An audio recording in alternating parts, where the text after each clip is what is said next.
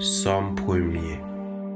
Allah bon sa bon pour moun qui pas côté conseil méchant yo, qui pas suivre exemple moun qui fait ça qui mal, qui pas chita ensemble avec moun qui passé bon Dieu dans bêtise, mais qui prend tout plaisir dans la loi Seigneur, qui prépare dans tête li la journée ou la nuit. Li tan kou yon pied bras yo planté bon yon canal de l'eau, li donne les saisons rive. Fait li pas jamais fin, tout ça le fait sortir bien.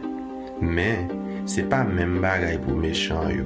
Yo tan kou pa vent ap gaye. C'est peut-être ça, jou jugement, méchant ou pas ka lever tête yo devant bon Dieu. Moun qui fait mal yo pas ka chita ensemble ak moun qui fait bien yo. Parce que Seigneur connaît gens moun qui fait bien yo à vivre. Mais gens méchant yo à vivre là, yo gain pour yo fini mal.